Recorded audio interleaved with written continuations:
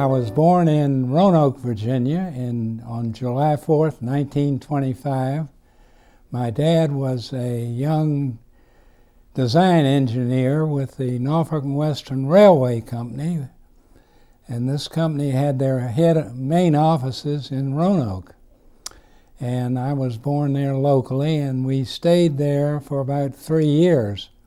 He lost his job because of the crash in 1929, and the younger men on the staff got sliced from the employment budget. So anyway, he had to move, and we then went from there up to Fairfax County, Virginia, and we lived in Groveton for about 6 or 8 years until he changed jobs from the federal government to a private contractor, the Esso, or Standard Oil Company of New Jersey.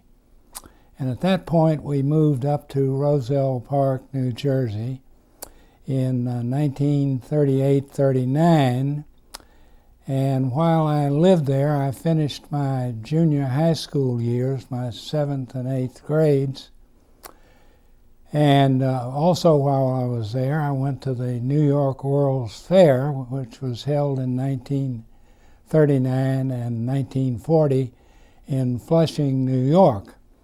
And it was an easy run by rail from Roselle Park, about 16 miles west of Long Island, so it was not much of a ride to go to over to the fair during the summer of '39. In 1940, he got a job again back with the government in Washington, D.C., so we moved back. We're going to move back to Washington, but he decided that due to my age and my next youngest brother, Bob, we would be going to college soon. So he had an idea that we would place our residency in Charlottesville near the University of Virginia. And that's what we did. He rented a 2-bedroom apartment on Brandon Avenue in Brandon Apartments, just south of South Chain Gate and Hospital Drive.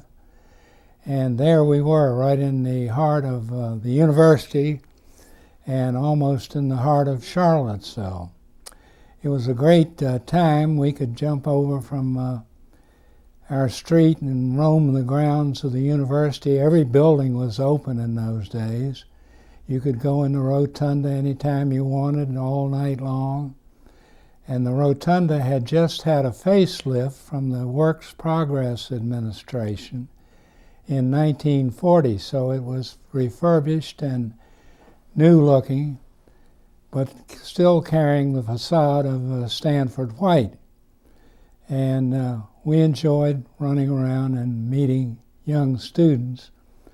We thought they were all old men, and they, of course, were just boys themselves. We hung around over at the corner and frequented the beer joints until we got thrown out for our age. They weren't quite as strict in those days as they are now. You didn't have to show an ID to get a beer, but they could look at us and tell we were underage. And we could walk from Brandon Avenue down to Midway School Building, where I started my high school years. And I went there 1 year of 1940 and 41, into 41. And in the fall of 41, the fall of 40, I'm sorry, the school at what is now the county office building, the old Lane High School building, opened up, and we all went there. And what a breeze it was to be in a brand new, fully outfitted school, and it was a beautiful building. And we could still walk to that. We could walk on the Southern Railway tracks and take the spur line that ran over to the pencil factory, which was behind the Lane High School building. And that saved a nickel from riding the bus so we could buy a Pepsi at lunchtime, which we did quite often. And it was a great time. It's a great time in life. You're young, full of spit and vinegar, and you want to be involved in everything that comes along, and usually have to take caution, of course, not getting carried too far in the wrong direction. And we did do things that were, I guess, called pranks in those days, but not nearly as bad as they certainly don't seem that bad today. But anyway, it was a great time, and I elected to, after high school, I elected to enter the University of Virginia and was accepted in the class of, summer class of 1942.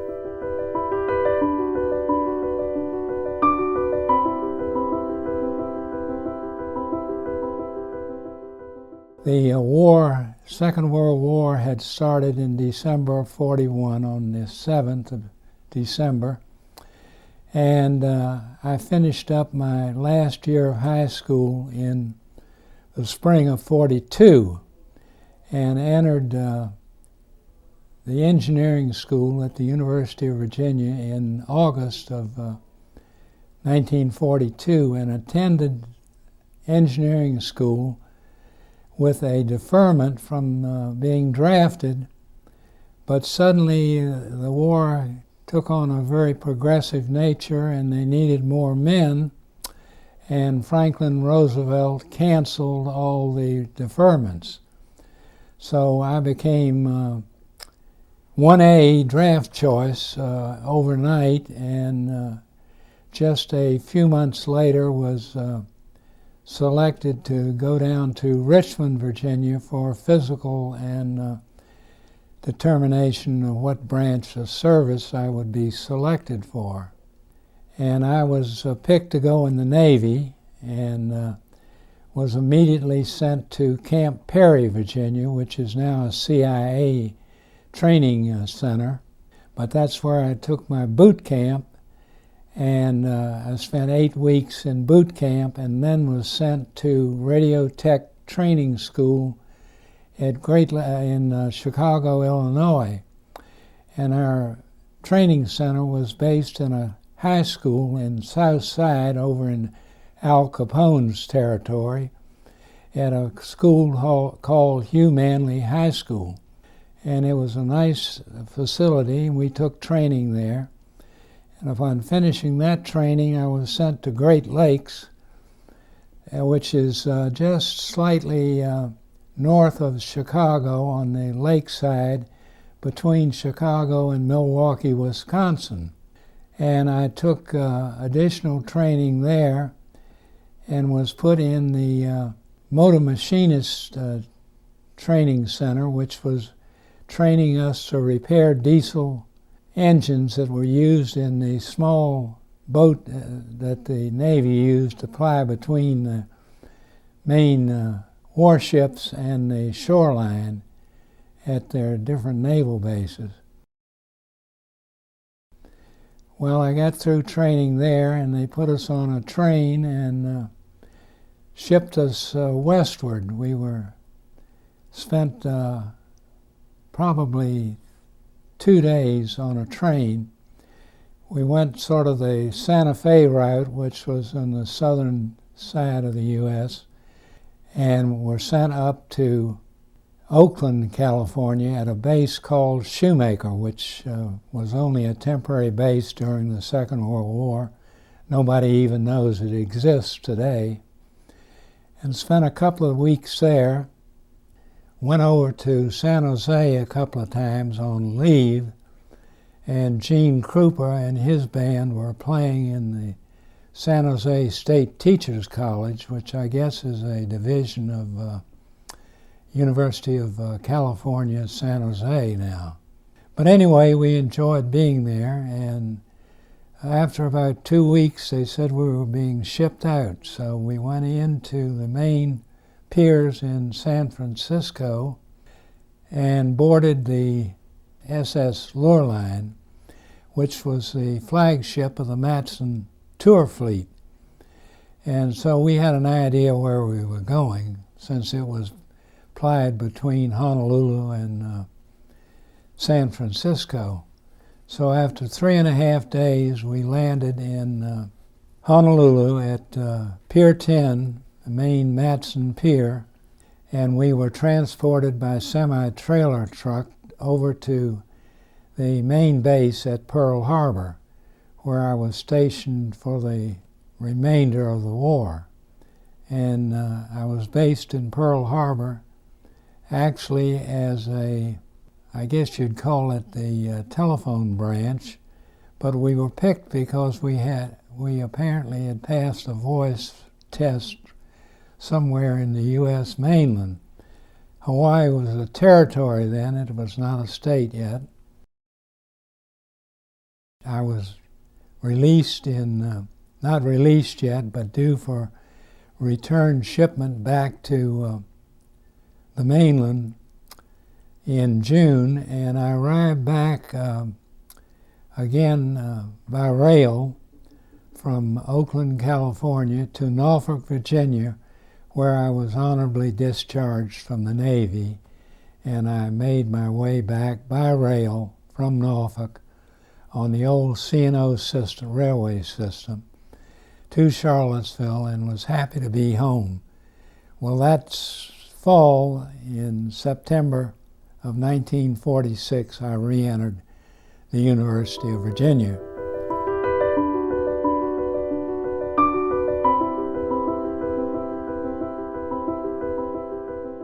Well, that's fall, in September of 1946, I re-entered the University of Virginia, and took 3 more years of class, and at that point had transferred to the School of Commerce.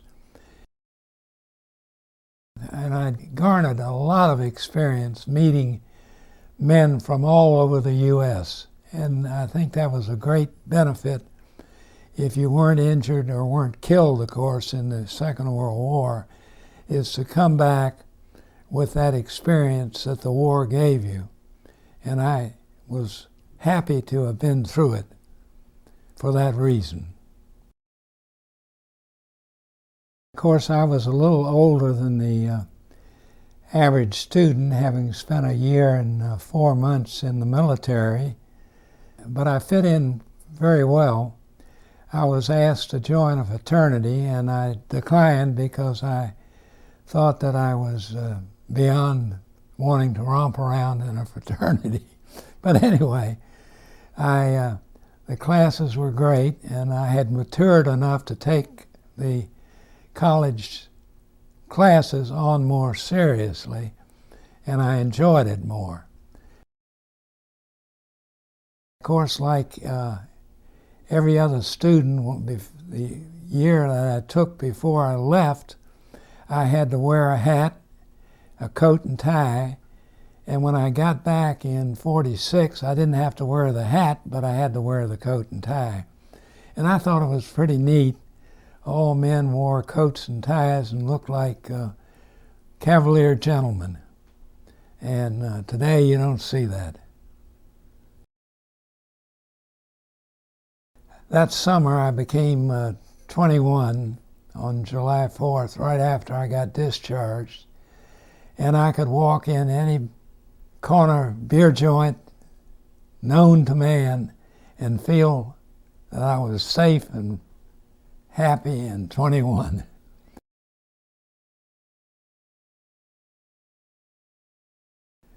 And of course, like all students in those days, we found a favorite watering hole out at Carroll's Tea Room at the corner of Barracks Road and US 29 or Emmett Street.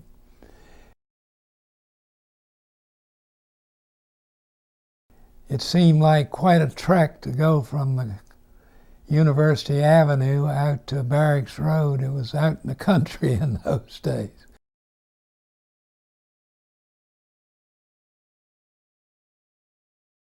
But we enjoyed it and had a lot of fun going there.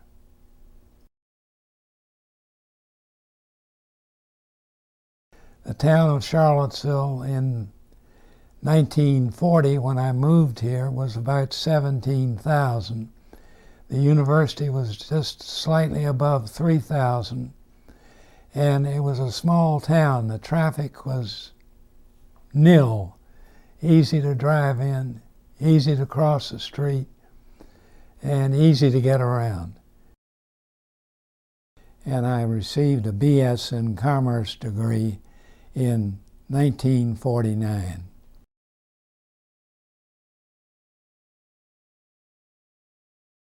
And married that same year. I graduated on September 2nd, 1949. I married a girl who was a graduate of the nursing school at the University of Virginia, and we rented an apartment down on Park Place, which was where the new University of Virginia hospital now sits. And she would walk to work at the hospital, and I would walk to work.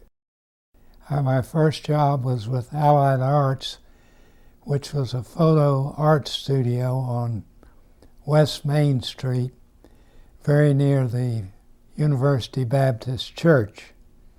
And I would walk to work there, and she would walk to work at the hospital.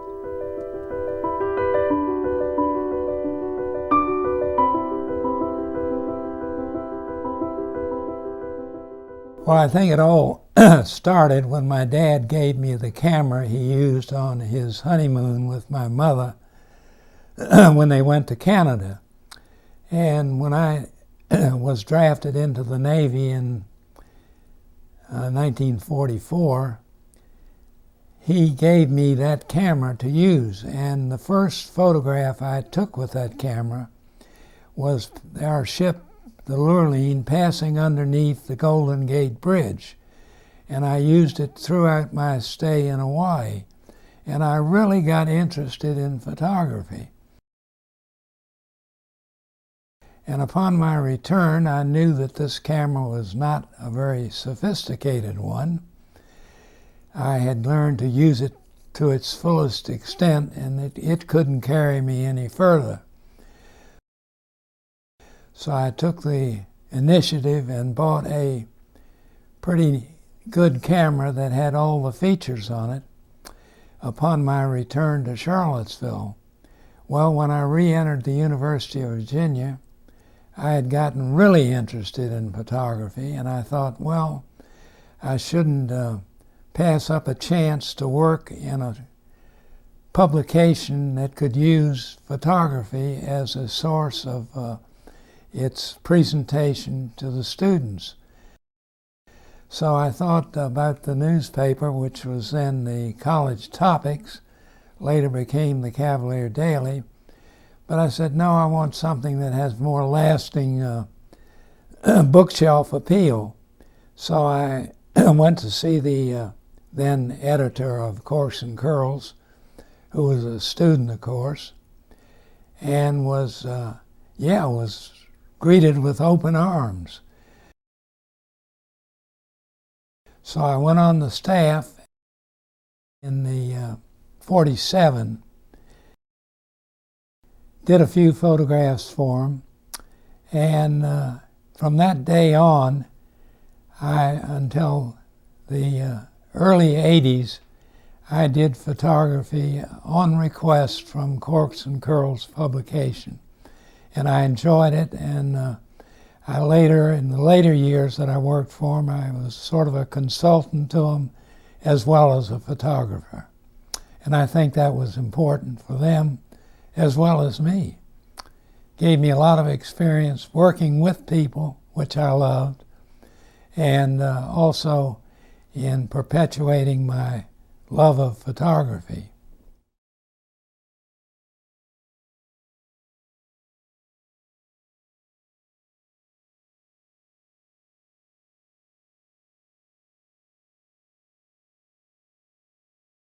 I started off, I did a lot of photographs of buildings on the university, on the grounds, to show what they looked like that particular year. And they also got me scheduled to do photographs of the fraternity groups, which was the formal groups of fraternity members standing in front of their fraternity house, as well as a photograph of the house itself. And that was sort of a neat job, but not as exciting as I really liked. So I said, well, it would be pretty nice to go to parties at these fraternity houses and do some party photographs.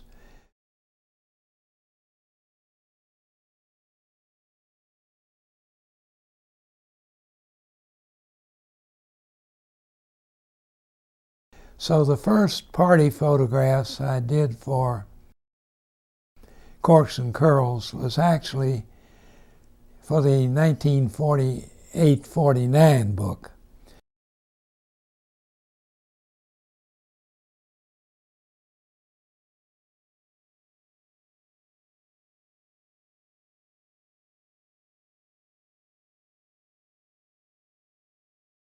They were very mild party photographs compared to my later photographs that were done at parties during the 60s and 70s.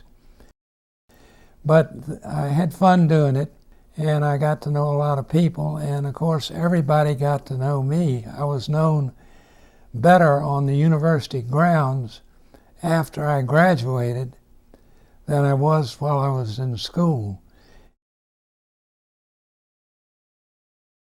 And they all call me Flash because of the flash bulb that I used on the camera to create enough light for an exposure doing nighttime party work. So I did. I used a flash, and every party I went to, I always had that flash on the camera, so I got the nickname Flash.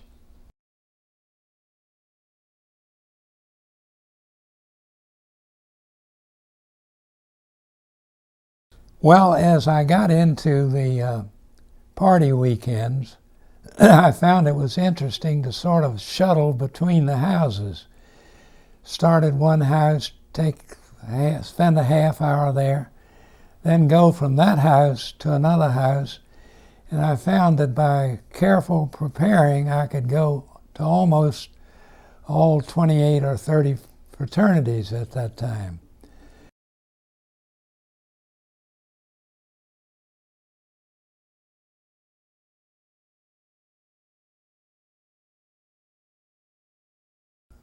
By walking, not by car, I would walk from the fraternities on Mad Lane, adjoining Mad Bowl, to the ones over at the Quadrangle, to the ones on Rugby Road, all the way out to Trails End, which was at the, and that I did use my car to go to because that was a little far.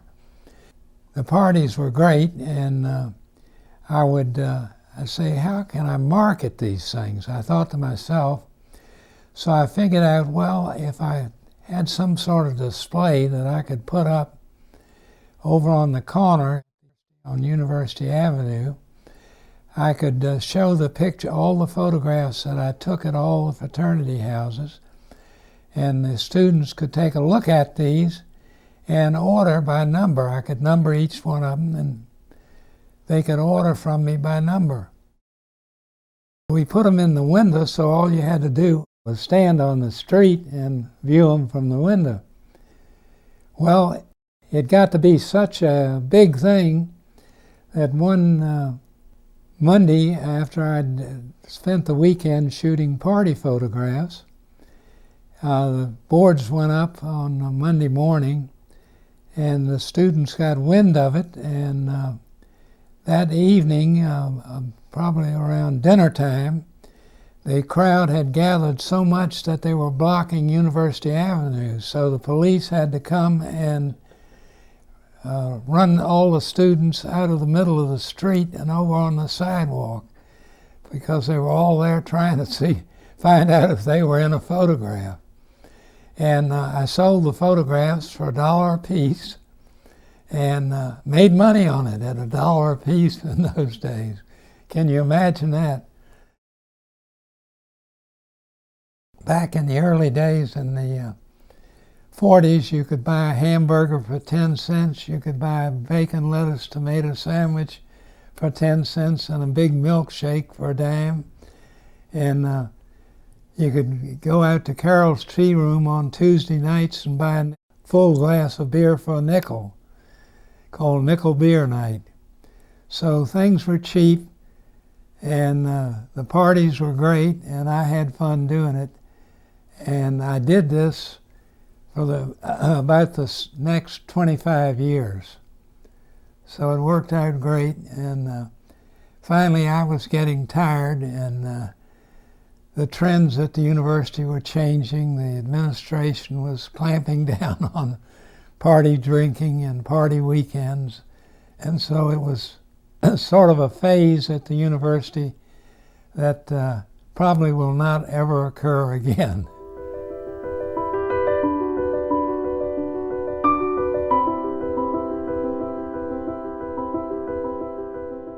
The early years of my photography for the Corks and Curls, I naturally would get interested in attending the big weekend dances, called the big dances at the university, and there were 3 weekends that were popular. One was Openings Weekend, which was held in November. The next was Midwinters, which was held in February. And the third was Easter's Weekend, held in late March or early April, usually. Each weekend had a selling point of a big band playing for the dance and the concert. Well, the P.K. German Society at the University of Virginia would handle the publicity and hire the performers for the concert and dances for the big weekends. Well, in 1948, I started shooting the big weekends, and we had a lot of notable performers perform at these big weekends. The first big performer I photographed was Tommy Dorsey. He had created a large dance band which played all over the United States at big concerts in major cities throughout the U.S.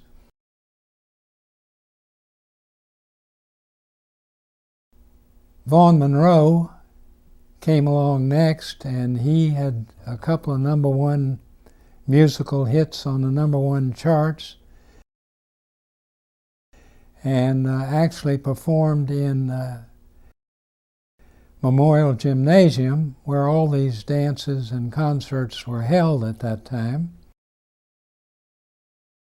And he also was playing for the Camel Caravan of Spotlight bands, and the broadcast was held from Cabell Hall, Old Cabell Hall, because it's the only place that the radio at that time, radio crew from New York, could get the proper acoustics for the broadcast nationally.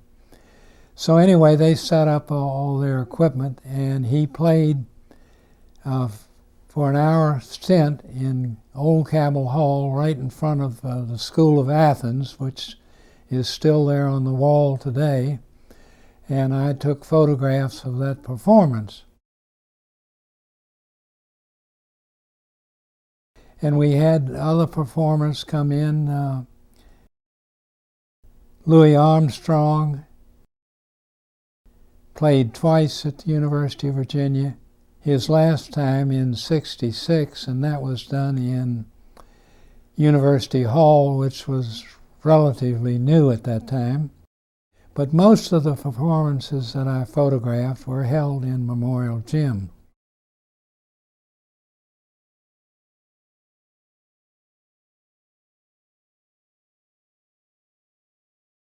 Ray Charles played there.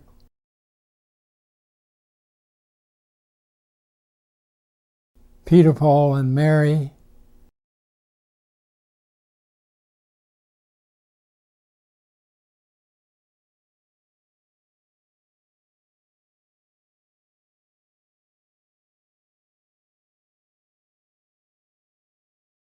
Chuck Berry.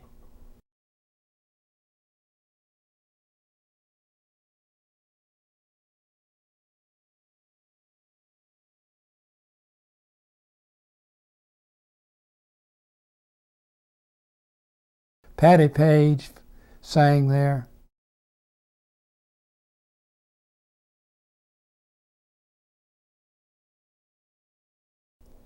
And any number of performers played in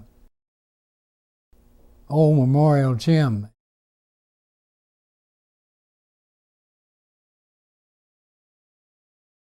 The concert performance was held on Saturday afternoon, and it would be a packed house. Students sitting on the main basketball playing floor, as well as in the bleachers. Packed, you couldn't move in there.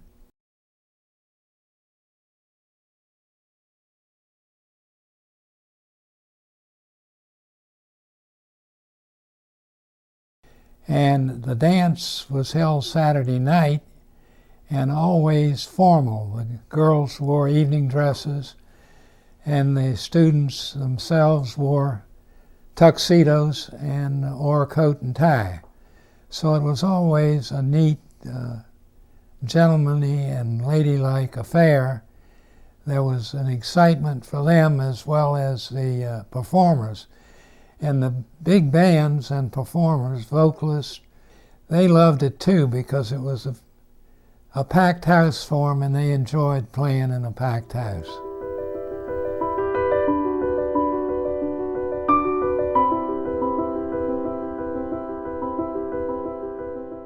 In 1955, a movie company decided to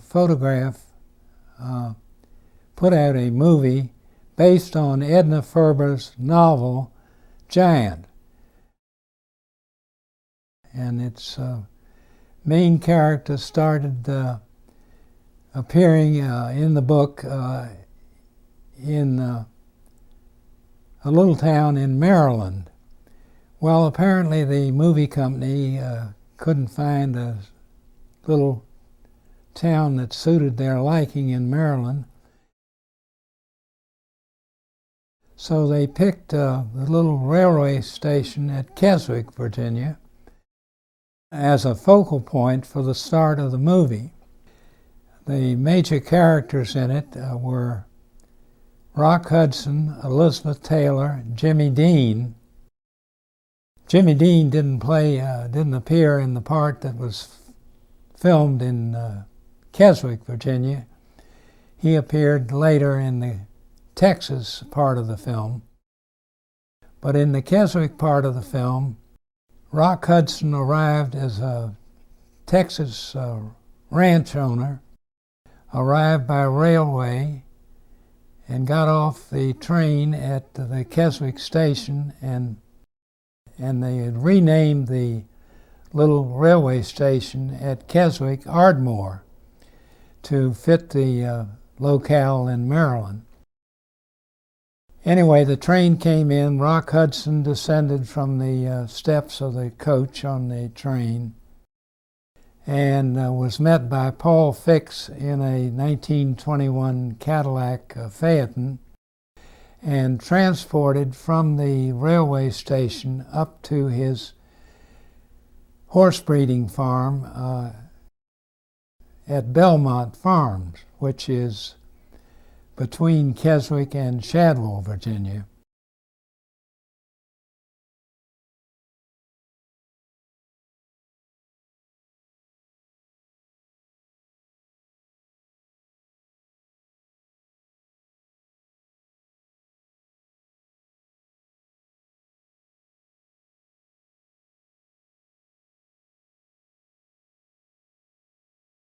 But anyway, while the film was being done in Charlottesville, they spent a couple of weeks here and decided to stay at the Thomas Jefferson Inn, which is now the Federal Executive Institute. While they were there, I photographed the principals in the picture while they were at ease, not while they were being filmed on set.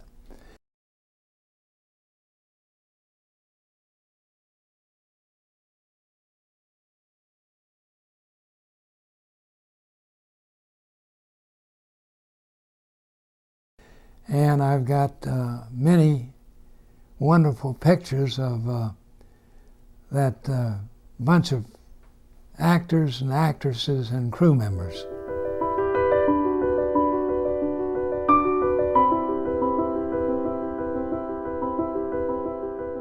Well, I think photography over the years has been my life and has meant everything to me. I guess I would rather have a camera in my hand than a beer. I guess I don't know what that means. You can take it as you like it.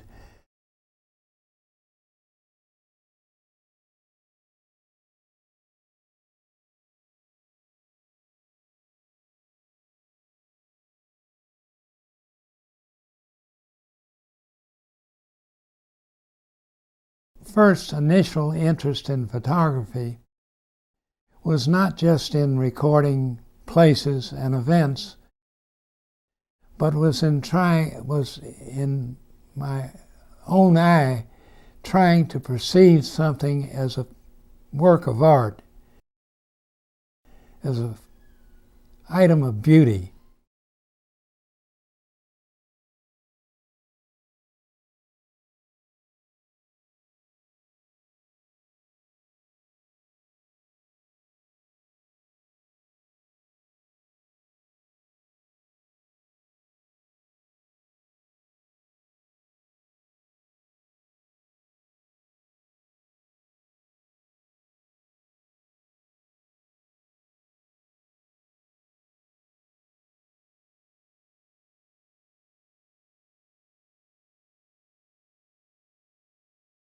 I started out trying to depict landscapes or occasions or happenings in an artistic manner, not just in a record sort of way.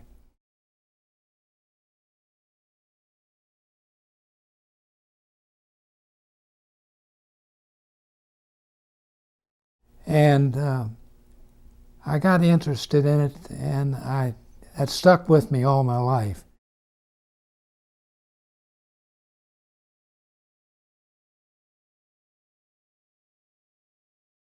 And the first really, I thought, appealing artistic photograph that I took was taken in 1952 in New York City while I was on a visit with my wife to see her sister who lived in Jersey City, New Jersey.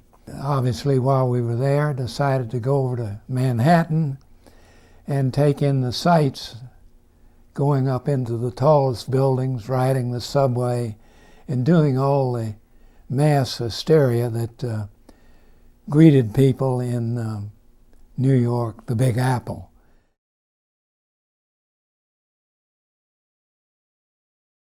So one of the first places we went was up into the observation deck in Radio City Center, the RCA building. And from there you could look down to the tip of Manhattan from the observation deck and see the tallest building in the world at that time, the Empire State Building. So I set up a camera on the observation deck, put my 4x5 speed graphic on it with infrared, black and white infrared film in it, and photographed toward the Empire State Building. Well, as nature would have it, a hole broke in the cloud cover and some diagonal rays shot down from the sun at an angle and created a very interesting light pattern. And I photographed and got the Empire State Building and Lower Manhattan with this light beam, all the buildings being almost in silhouette. Very interesting cloud cover. And by manipulating my printing, turned it into an art piece. And that photograph won its first award at the Virginia Art Photographic Festival in Richmond, Virginia in 1952, early 53, I'm sorry. Later sent it to Popular Photography. They ran a 2-page spread of it in the December issue of Popular Photography. It was then used in Modern Bride, indicating New York was a great place to take your honeymoon. And it's been published all over the world. And I was so proud. My first piece of art had been accepted, and it was a great feeling. And from that day on, I worked hard wherever I was to not only record the interesting and historical things around me, but the things that I could turn into art. And over the years, I have won 34 national awards and many state and local awards, and have been published on the cover of about 10 national magazines and publications. And I have strived all these years, whatever sort of photographs I did, tried to make it the best quality and the most interesting look that I could put into it. And I did this with the nature of liking whatever I did, either photographing people, weddings, happenings, parties, scenery, trips, aerial work, whatever. I tried to make it the very best I could. I guess that's not too bad for a guy almost 89. You did great. Ad-libbing. When's your birthday, Ed? July 4th. July 4th? Yeah. Wow, wonderful. You did Yeah, I great. think I mentioned it in there. You did. Did you? Yeah. You did great. You did great. I probably did leave out in the coarse and curls element that year after year, having lived in Charlottesville, it was a natural thing for the incoming editor and staff to reach Ed Roseberry to have him come back and give them advice and performance. That's probably the only thing I forgot. But it was fun. I'd do it again.